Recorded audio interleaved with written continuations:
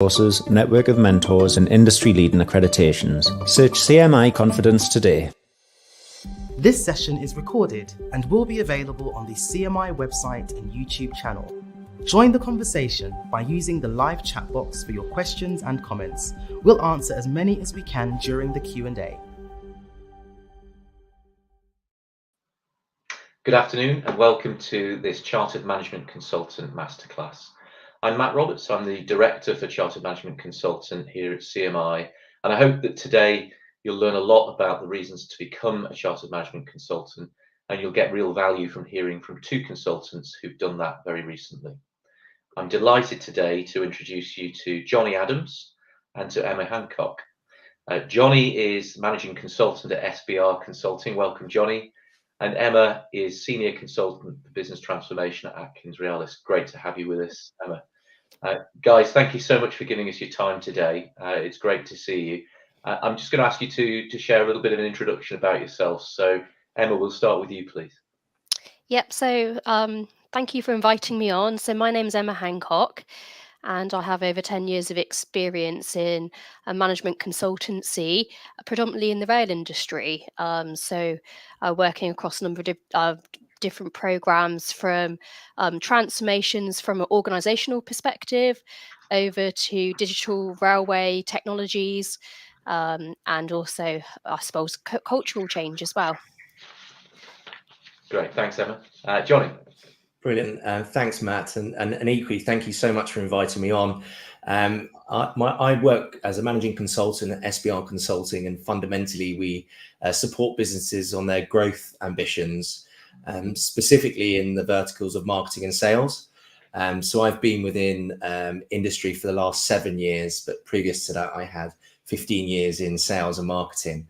And it's really nice to see the difference between being on client site and running internally an organization to scale and grow, and then actually taking a step back and moving into consultancy and seeing it from the other side, but supporting multiple organizations hit their aims and objectives as organizations and people, of course. So yeah, that's me. Great, thank you both. And congratulations. You both became Chartered Management Consultants earlier this year. And we're going to hear a little bit more about your experiences then, but I think it's really important to congratulate you on the achievement. It's great to have you as part of the Chartered community. We'll come on to hearing a little bit more about Johnny and Emma's experiences in a moment or two. But before we do so, I think it's important just to explain that the way in which the Chartered Management Consultant assessment works. So if you are just starting out on your journey towards becoming a Chartered Consultant, or perhaps you're already quite a way into it and just looking for some inspiration about how you complete the process, hopefully you'll get some value today. But there are two key parts to the assessment. The first of which is to produce a written application, and this is submitted to the CMI. One of our Chartered Management Consultant assessors will take a look through the submission. All of the assessors are consultants themselves. They're also Chartered Management Consultants, so they have been through this process and can relate to all the steps involved. So they'll take a look at your written submission and check that it meets the standard against the criteria that are laid down in the competency framework for Chartered Management Consultant, which is available publicly on the CMI website. If that is the case and the written submission meets the standard, they'll then get in touch with you directly to arrange the professional discussion, which will take place virtually and is a verbal conversation that enables the assessor to perhaps probe a little bit deeper, to learn more about you as a consultant, and to sense check that what's in the written application indeed does stack up in terms of your practical impact and experience. So I wanted just to set the scene around the assessment, because we're going to cover some elements of that with Emma and with Johnny today. And with all that said, I mean, Johnny, perhaps you can kick us off. How did you actually go about preparing for the assessment itself? So it's a really great point around the preparation piece, because when first electing to take part in the chartership and wanting to really strive towards that sort of differentiation, which I've always seen, and part of my own experience of when going through my own career is I've always had quite a high level of achieve. So I've wanted to find ways in which I can step outside and differentiate myself against my peers, but also in consultancy, funny enough, there is competition around. So it's important that we have an ability to leverage that when winning work. So the approach that I took was really to fundamentally work in sort of 3 areas. Typically, it's important to work with your own organization. So my colleagues and leadership team, I really needed to understand how my ways of working at work would be impacted from taking on the chartership. And equally, they needed to know how I was going to take on the chartership and what that might mean from an impact of work and utilization. So we spoke openly about that, and I taught them through the approach. And that really gave me confidence that the business was backing me to invest my time and effort. I think it's important to reference your family and relationships as well. I had to talk to my wife about the fact that I might be working a few more hours during the week, needing to learn and apply some of the techniques that I'd been thinking about and using the framework. And it might have taken a weekend or 2 to get the assessment completed. So that was the second part of focus. So really, those were the 2 main areas of focus. And the third was myself. I had to look at myself and think about how I was possibly going to prioritize this and move certain things around in my life to ensure that I was able to achieve the chartership, which has been a fantastic experience so far. Great, thanks, Johnny. Emma, what about yourself? Any builds on what Johnny said? So I can tell you my story of how I ended up applying. So I joined Atkins Realis in March 2023. And when I joined in my wider business transformation team, quite a few people had already gone through the chartership process. And they're very encouraging. And when I realised I had the level of experience and the number of years under my belt, I just thought to myself, well, why not apply? And from what Johnny was saying, obviously thinking about how you can fit it in for your personal life, I waited until I kind of got my feet under the table within the organisation, and I kick-started the process in November last year.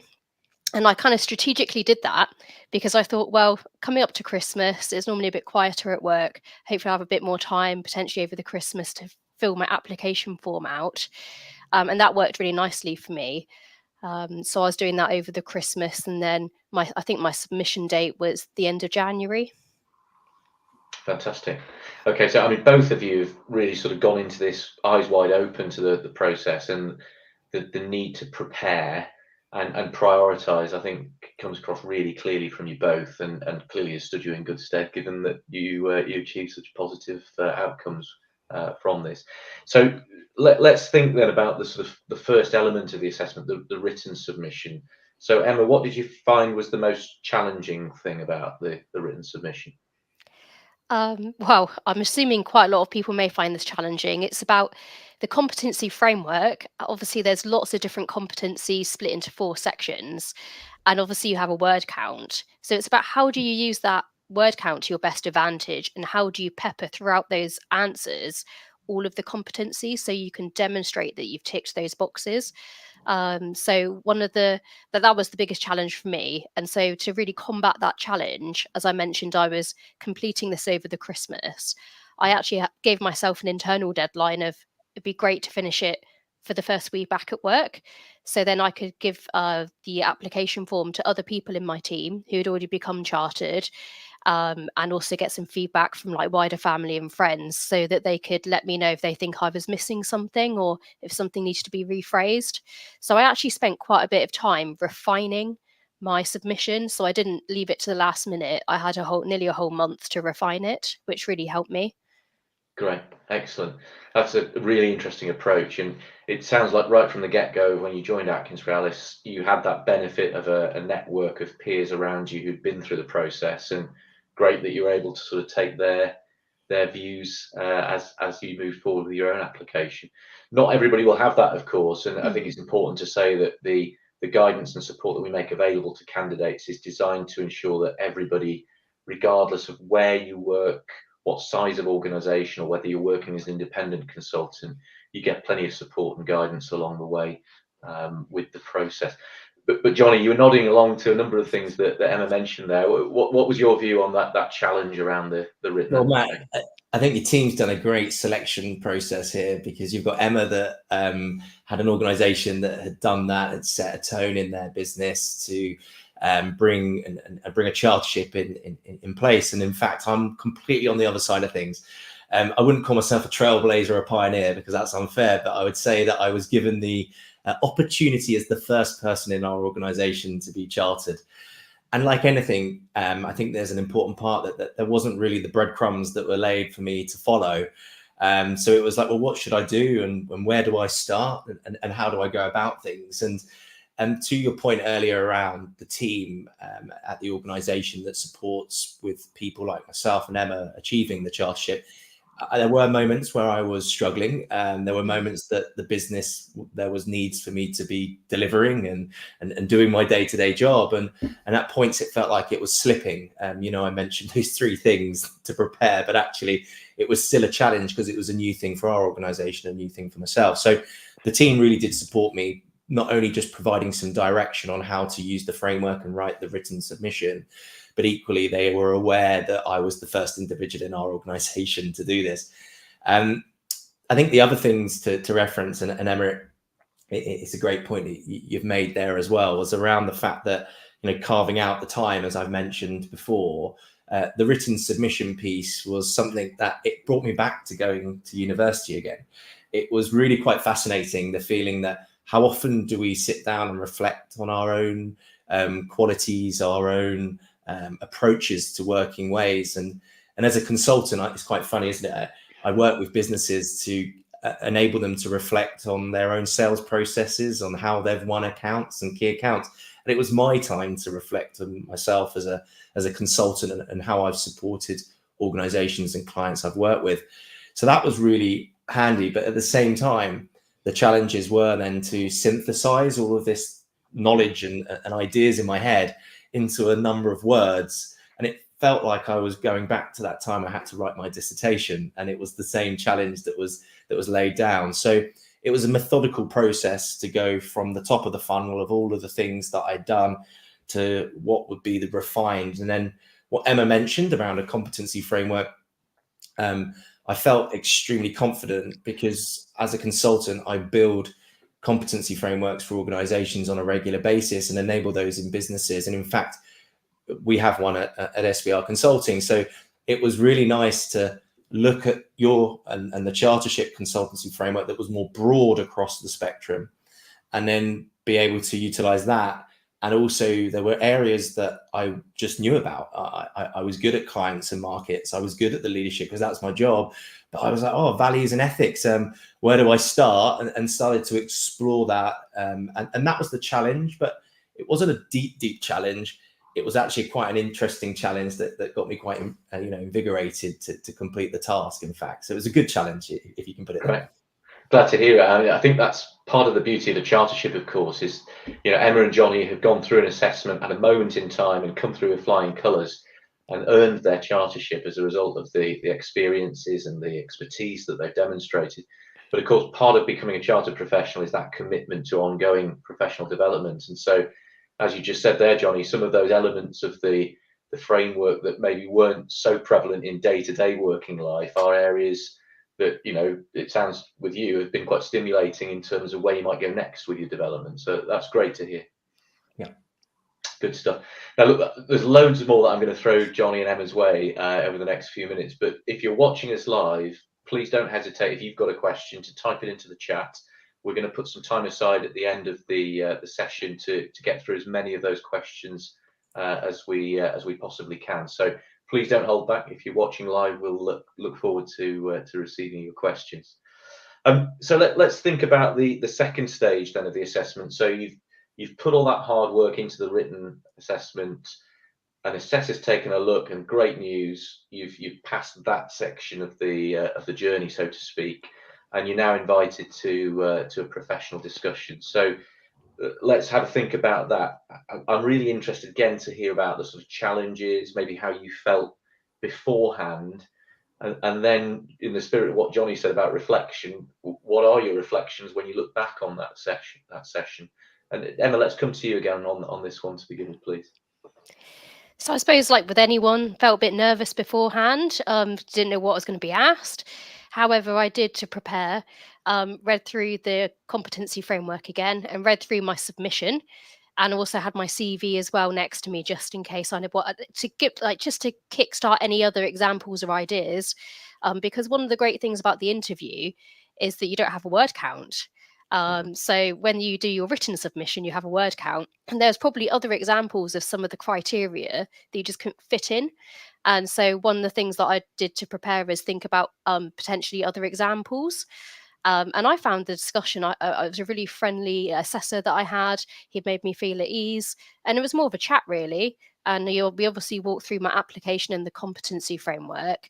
And I got the feeling that he was probing me for more evidence, which is what it's for, I suppose, the interview. And so there maybe have seen some areas in my application form where he was looking for other examples or further evidence. And so actually having my CV there and the prep of thinking of other examples that I could share really helped me. And I found it a really positive experience. Great. I'm really glad to hear that. That's exactly the kind of environment that we're trying to create with a professional discussion. What we want to make sure is that each individual really feels at ease and therefore is in the best possible position to do themselves justice, I guess, as much as anything, and make sure that the assessor really gets the understanding of the level that the individual is operating at, the benefit they're delivering for clients and for their organisation, and so forth. Johnny, what about yourself? What are your reflections on the professional discussion? Yeah, it's a great point to raise, and Emma, thank you for sharing your perspective. I love the CV idea. I wish you had told me about that. It's a great one.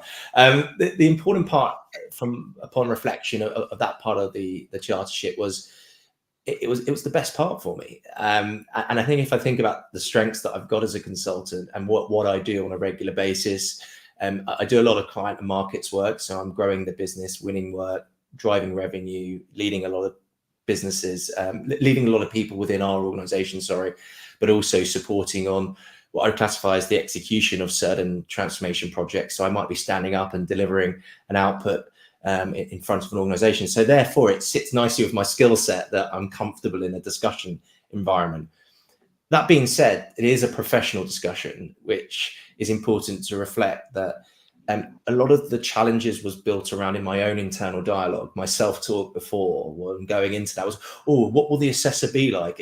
Is that person going to be scary? What are the questions that they're going to ask? And, are they really going to dig deep on some things that I can't really remember when I wrote the submission a few weeks back? So the important part, to Emma's point, was get the written submission back out and read it. Just have a reflection on where you synthesize the information down towards your written submission. So in anticipation for the assessor to probably dig a little bit deeper, which they did quite fairly, just to check in on some of the areas of the framework that I might not have fleshed out enough. But I was able to then probably rely a little bit on my own qualities and strengths in terms of talking in a verbal element. And it was really nice to talk to a fellow peer that was also chartered, that it felt like we were sitting in a group towards the end. Oh yeah, well, that's what you've been. Oh, that's interesting. What have you been doing? So therefore, the discussion was fantastic. And at the end, it was really nice because you find out promptly that you've done well. So you're not hanging around thinking, oh, did I do well? A bit like an interview. Actually, they finish with giving you some praise or some feedback, and obviously enabling you to know whether you're chartered or maybe you need to take another direction and to maybe tighten things up moving forward. So yeah, that was a lovely ending, and you feel pretty chuffed at the end. Great. I'm glad to hear it. I think one of the things that's fair to say is that our assessors absolutely love the professional discussion. They've consistently feed back to us how much they are learning all of the time from fellow professionals in consulting. So, whilst they are the experts in the chartership and they're getting to meet, so many people over time and hear about their experiences, they're learning so much as a result of that, which they absolutely love. And it probably won't surprise either Emma or Johnny that when we look at feedback from people that go through this process, often, as Johnny has said, the professional discussion is the piece that people really feel they get huge value from. That opportunity in our professional lives to just take a step back and reflect can bring all sorts of benefits. one that often actually is brought to the fore is a renewed a renewed sense of self-confidence, and also actually self-awareness tends to improve when we take the time just to look at what we've done and think about, okay, what could we do differently next time? So those are, big pluses alongside from the actual achievement itself. So great to hear that you both had that positive discussion. Johnny, go for it, please. I'd just like to re-emphasize your point around the self-awareness piece. At the end of the professional discussion, the assessor highlighted an area that we do quite successful as a business, and that's stuck with me over the coming months, and actually has been a key aspect of what we've been doing in our organization to focus down on really driving outcomes and metrics, which I really identified in the written submission. So that small little bit of feedback, knowing that we're aligning to that chartership of what the North Star and the Gold Star standard should look like, has meant that us as an organization have reflected on the things we're doing well. And then as a business, we're really going to sort of focus on that, driving that forward, because it highlighted that after writing the submission and doing the professional discussion, actually that's differentiating us away from other consultancies, and might be why our clients like us, because we're able to identify key outcomes with metrics. So it was actually really powerful for us as a business. That's what I'm alluding to. Fantastic to hear. That's a great outcome. Good stuff. So look, I mean, we've heard from both of you that you have specialisms. So Emma's mentioned a lot of time and a lot of projects you've worked on in the rail industry. Johnny, in the sort of sales and marketing space, you've obviously had major success there, working with organisations on marketing as well. Did you sort of have any techniques in mind to make sure that beyond that specialism, you presented yourself as a broader, sort of more rounded management consultant? I'm just conscious that a lot of people watching may find themselves in a similar situation where a lot of what they're working on may be quite sort of niche and specialised, and there is this broader set of criteria we're looking at. Any thoughts on that, Johnny? So the explanation that I gave before, Matt, around being able to reflect on our own internal competency framework, I would say about 80% of our framework internally is relatable towards the existing framework that we're using as the chartership approach. The broader aspects of values and ethics just created a light bulb moment for me. And importantly, you're looking at elements like, diversity and inclusion across organizations, where I probably hadn't reflected enough on that as an individual. And at points, openly and in a candid format, I felt that I could have done better in that approach, along with certain aspects of governance to really tighten up projects to achieve outcomes. So what I did to ensure that I was, one, just ensuring that I had valid evidence to back up that part of the competency, I went back to some of the key projects that I've ran with the teams and spoke to some of the clients or past clients to establish a little bit more about the values and ethics and the behaviors that sit in the first part. That then, in two parts, actually enabled me to, one, identify what I've been doing and probably the gaps. So that's then propelled me to understand how to think about the things I need to develop moving forward. And secondly, it was providing me the opportunity to think about, well, actually, that's an area of focus. And more broadly, we could probably bring that back into our organization. So it was actually more of a reflective piece. And how I did that was speaking to clients. And that was the part where I really needed to take a step back away from the day-to-day and really think deeply. But the way that the approach is created, where you get the framework and you're able to read the detail that sits under the behaviors that sit underneath each of the titles or the competencies and the examples, it was really easy to then align back to some of the projects that I've ran and to pick out the evidence to make sure it was authentic and valid. Great. Good stuff. Thank you. Emma, what about yourself? Well, one of the things that really came to light when I was writing out my submission form is actually how, as consultants, a lot of what we do is actually very transferable anyway. So as I mentioned, I work in the transportation industry, within the rail industry. However, some of the examples I gave doesn't have to be a railway project. I've just picking up one example is an ethical response that I gave. And one of the projects that I worked on, there was quite a significant data breach, which I'm not going to go into obviously on this call, but I wrote about that example in my submission form and about how as a consultant I managed that process internally from a stakeholder perspective. All of that is really transferable. So I suppose my kind of feedback and guidance to people is don't get hung up on what sector you work in or what business you work in. There's probably loads of transferable skills that you have, and that's actually what the competency framework brings out. It's some of the elements that aren't project specific that you can showcase how you've demonstrated those competencies, but on a more generic basis. Absolutely right. And I think just to build on your point there, Emma, the competency framework that we've mentioned several times already in the webinar was developed initially 5 years ago through representatives from consultancy firms of varying sizes, different specialisms. We also had client input, we had government input, we had some academic sort of help with it as well. And very much the aim was to produce something that wasn't sort of boxed into a corner of you have to be able to show that you've worked in this area or that area.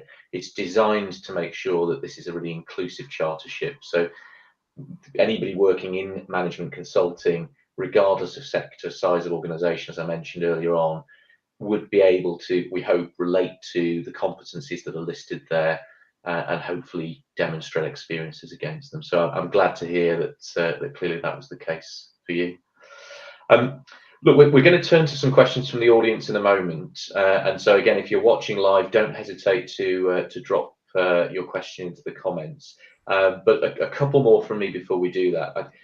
You've both covered a number of areas that already start to answer this question, but I just wonder if there are any other top tips that you've got for our audience, of people that are about to go through the process that perhaps you haven't had a chance to share as yet. Johnny, let's come to you first on this one. Prepare. And prepare for the fact that your preparations might not work. So that's important that you communicate with work. Your relationships outside of work is crucial. So top tip number one. Top tip number two, make sure that you get the evidence collected to start off with, and then synthesize that down into chunks and buckets by overlaying the framework, so you're able to select and connect, if you want to call it that terminology, which is really helpful. And it might be a bit cheesy, but enjoy it. It's an opportunity for you to step back. We rarely give ourselves time to reflect, and at the end of it, you are differentiating yourself away from other managing consultants, and you are making yourself employable. So for me, as I say, that those are the aims and those are the top tips. There's something to come out of it. It's tangible and it's valuable and it's a differentiator. Fantastic. Emma, what about yourself? So I just want to build upon Johnny's points, really. I think picking your specific examples, which you're going to base your written submission on, is probably the first big decision you need to make. So trying to think of broad-ranging examples which tick off quite a few of the competencies. That's definitely something to spend a bit of time thinking about. I wouldn't start writing straight away. Thinking about what is your kind of case studies. Then I would say make sure you leave some time at the end for it to be checked. Don't leave it for the last minute. And then also, as Johnny mentioned, using this as a reflective journey on your career. You're part of the questioning is about what your personal development plan is. And actually, one of the things I did after becoming chartered, I made sure my internal Atkins Realis personal development plan reflected what I'd written in my submission for Chartered Management Consultancy. So it's about this is like the long term, really, and about how you as a person can develop your career. So it's a really good journey to go on, and I wish for those people that are on the call who are starting that journey or already on it, wish you luck with it. Fantastic. Thank you, Emma. Look, before we turn to questions from the audience, one question I'm really interested to hear more from you about is really what it means to be chartered and why the chartership is important to the industry. Just to set that in context, this is a relatively new chartership. So we now have 1,300 fully chartered management consultants, another 1,800 people who are on pathways towards getting chartered, which is fantastic. We have the support of over 50 consultancy firms who in various ways are helping their people to get chartered. But it is relatively new. So why is it important for the industry, and what does it mean to be chartered? And Johnny, I'll come to you first on this. And thank you for the last question. A little bit of an example. So when working with organizations, it's important that we show credibility through sharing our own qualifications or experiences. So therefore, after becoming chartered, I've been introducing myself to new clients or projects with the fact that I'm chartered. And so my two-line bio, as we call it at SBR, has now got that in there. And and you should see the client's face when I say it. Ooh, what does that mean?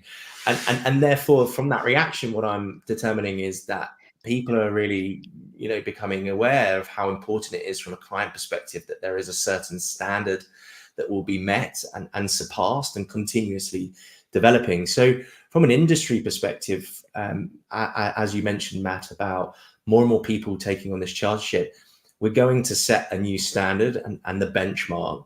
And if we think about other bodies and other areas of professional services, I work a lot with accountants. I work a lot within the financial services space. And they are chartered, and you wouldn't go to someone that probably wasn't chartered. And there's reason for that, because there are certain levels of adherence that we're going to. Now, we're on that journey. We're a bit behind, but we will get there. And people should feel comfortable in using management consultants because they are chartered, because they adhere to certain standards. And that's what accountants and financial planners all have in their toolkit. So, yeah, that's how I feel that we're going to move forward with professionalizing this industry. Indeed. And Emma, I know, for example, within Atkins, realise there'll be plenty of chartered engineers, for example, and so that professional recognition is a key piece here. But any observations or thoughts from yourself on this? Well, what I really liked was the fact that to become chartered, you have to demonstrate you're well-rounded and tick off competencies in different areas. So obviously, building upon what Johnny said, definitely credibility is a really big one. And especially from a consultancy perspective, it can be very commercially focused, the role. However, what I loved about the competencies and the framework that we had to use during the whole submission process is that it talks about other elements, and it's not just commercial. So leadership is a predominant area, ethical consulting, for example, and also delivering value for clients. So I think demonstrating that you have that wide-ranging competency and you obviously become chartered, and I think it also demonstrates this is becoming the standardization across the market now. So I think it's a really fantastic thing to do. Great, thank you.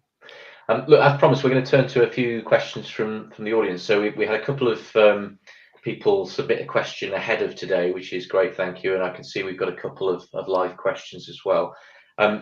We'll come to the pre-submitted questions first. So a question from Kiati. I don't know if Kiati's watching today, but they're wondering what would be the recommended path for somebody with 4 years of experience in consulting. Is the associate path viable, or should they go for the full chartered status? So just to give a bit of context, and thank you, Kiati, for the question, we do have some prerequisites around experience before somebody can come forward for chartered assessment. So for the full chartered assessment, we have a couple of routes, and Johnny and Emma both follow what we call the experienced professional route, which is open to people with 7 or more years experience as a management consultant. And we also have a sort of a professional award called the Associate Chartered Management Consultant, which is designed for people that are slightly earlier in their career as a management consultant. So that is available either at 3 or 5 years, depending on whether somebody is pursuing a qualification in management consultancy or they're on what we call an accredited pathway with one of the organizations that we work with. So if you have 4 years of experience Kiate, then you may well find that the associate pathway is open to you at year 5. And you can find out more about that on the CMI website. So if you go to managers.org.uk/CHMC, you'll find out more there. And there's a nice little diagnostic tool in there where you can plug in your years of experience, your qualifications, etc., and it'll give you a recommended route forwards. So thank you for your question. I hope that helps. The second question was from Richard, and Richard was asking a similar question in some aspects to Kiate, which is around how do we recognise or give weighting to previous qualifications that an individual may hold when applying for chartered status. And the honest answer on this one, Richard, is that it's great if you've done a master's or an MBA or even a PhD, as you mentioned here, but the chartered assessment itself is about your impact, your skills, your knowledge as a management consultant. And of course, those qualifications may well have been really helpful to forming some of the way in which you go about your day-to-day work, but there's no shortcut to the assessment. Everybody that goes through this is assessed in the same way with that written assessment and that professional discussion. And what we're looking for is that practical evidence of how you're meeting those competencies. So what we're not saying is that if you have a particular qualification, then such as those that you've listed, that would in some way give some exemptions to the assessment route. We want to make sure everybody has that same consistent experience around their assessment. We've also had a couple of questions from those that are watching us live. Thank you to those of you that have typed questions into the chat. I'm going to come to Mary first. So Mary has asked if she can become a chartered management consultant if she's working mainly in FP&A and internal audit, or is there a requirement to work in any consulting company? So, I mean, hopefully, as you've heard from listening to Johnny and Emma today, we're looking for people with a variety and a diversity of experience and specialisms and so forth. The important point, though, is really whether you can meet and demonstrate that you meet the competencies that we lay out in the framework that we've mentioned so regularly. Again, that framework is available on the CMI website. So if you go to managers.org.uk/CHMC, you can find that framework. I don't know, Johnny, Emma, I would recommend that Mary takes a look at that as a starting point to start to work out, does she have experience that overlays onto that? Because the answer, Mary, is possibly, but you will know having sort of taken a look at that. But guys, I think that would be my recommendation. The other thing that I would add is internal audit can sometimes be utilised the similar way to transformation skills within a company, where it might be a small team that are deployed across lots of different departments to support from an auditing perspective. And so that in itself is a form of internal consulting. So I would also maybe just recommend have a think and look through the competencies with that kind of mindset around, have I been acting as an internal consultant within my company? Yeah, good point, Emma. And look, many people work for management consultancy firms having been in adjacent industries and so forth. I think, Johnny, you indicated that had been the case for you prior to embarking on your consulting career. It may have been the case for you too, Emma. There is no reason that you cannot utilise and draw upon experiences from that phase of your career as part of the overall picture that you're presenting here. And as Emma says, internal consulting is absolutely part of the scope that we're looking at. So, Mary, take a look at the competency framework and see what you think. Okay, so last question for today we're going to come to is from Sunimal. Sunimal, thank you very much for your question. And that relates to the challenges in aligning with the competency framework for somebody who's working as an independent consultant that has lots of years of experience in organizations in diverse sectors. So I think quite similar to the question Mary raised in some ways, those experiences working in and perhaps you're alluding to working for organizations across a variety of sectors you may well find that a number of those experiences help to demonstrate how you meet a number of the competencies.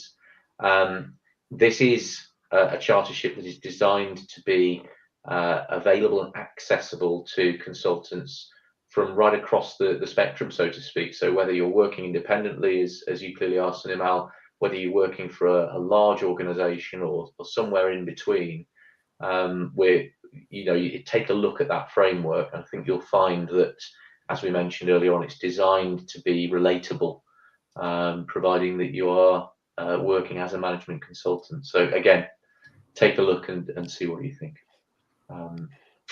Okay, I think probably that takes us to the end of the questions and the end of the session for today. So all that remains is for me to thank everybody that's watched the session today, and thank you to those that have submitted questions. But clearly the biggest thank you goes to Johnny and to Emma. Thank you so much, guys, for your insights and your help today. I hope you've enjoyed the session. Brilliant. Thank you. Yeah, thanks for the invite. Yeah. Good luck to everyone that's applying.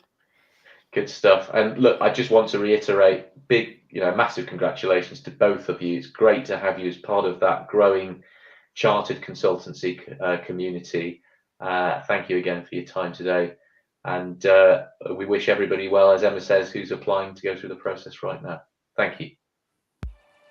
Don't forget, as a CMI member, you can find the latest management and leadership insights at managers.org.uk.